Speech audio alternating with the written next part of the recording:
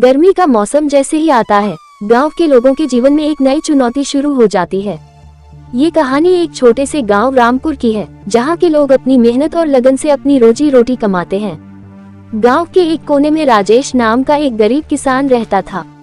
राजेश की पूरी जिंदगी खेती बाड़ी में बीत गई थी। उसकी छोटी सी जमीन ही उसका सब कुछ थी और यही उसकी परिवार के पेट भरने का साधन था।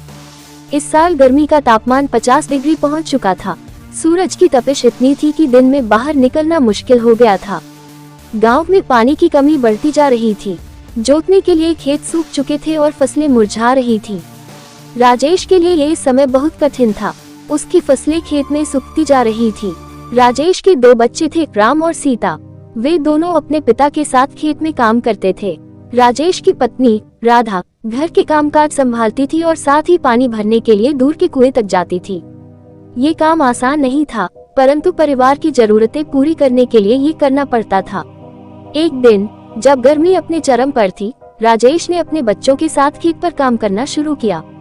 उन्हें उम्मीद थी कि शायद कोई चमत्कार हो जाए और बारिश आ जाए। राजेश ने अपने बच्चों को प्रेरित किया कि वे हिम्मत न हारें और मेहनत करते रहें। भगवान पर विश्वास रखो बेटा, राजेश ने राम से कहा। मेहनत का फल जरूर मिलेगा। लेकिन हफ्तों बीत गए और मौसम में कोई बदलाव नहीं आया। राजेश की चिंताएं बढ़ती जा रही थीं। खेत की मिट्टी में दरारें पड़ चुकी थीं और फसलें जल चुकी थीं। गांव के दूसरे किसान भी इस कठिन परिस्थिति से गुजर रहे थे, लेकिन राजेश की आर्थिक स्थिति सबसे कमजोर थी। उसके पास इतना भी पैसा नहीं था कि वह बाजार से अनाज खरीद सके। गांव के सरपंच ने एक बैठक बुलाई, जिसमें गांव के सभी किसानों को बुलाया गया।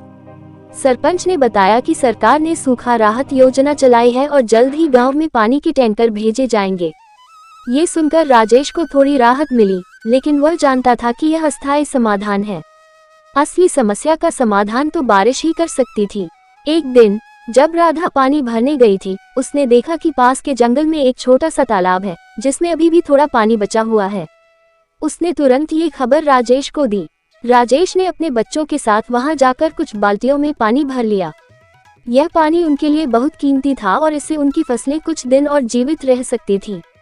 राजेश ने अपनी सारी मेहनत इस पानी के संरक्षण में लगा दी।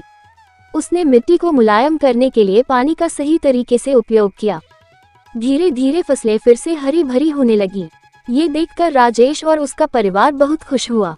गर्मी का कहर अभी भी जारी था, लेकिन राजेश और उसके परिवार ने हार नहीं मानी। उन्होंने अपनी मेहनत और संयम से कठिनाइयों का सामना किया। कुछ दिनों बाद गांव में सचमुच बारिश हुई। यह बारिश राजेश के लिए किसी वरदान से कम नहीं थी। उसकी फसलें अब पूरी तरह से सुरक्षित थीं। राजेश की यह कहानी हमें ये सिखाती है कि चाहे परिस्थितियां कितनी भी कठिन क्यों न हो, अगर हम मेहनत और विश्वास से काम करें तो कोई भी समस्या हमें हरा नहीं सकती।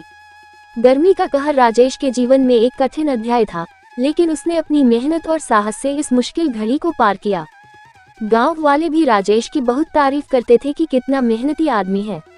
इस कहानी का सार यह है कि जीवन में मुश्किलें आएंगी, लेकिन अगर हम डटे रहें और सकारात्मक सोच के साथ काम करें तो हर चुनौती को पार कर सकते हैं। कहानी अच्छी लगी हो तो लाइक एंड सब्सक्राइब जरूर करें। धन्यवाद।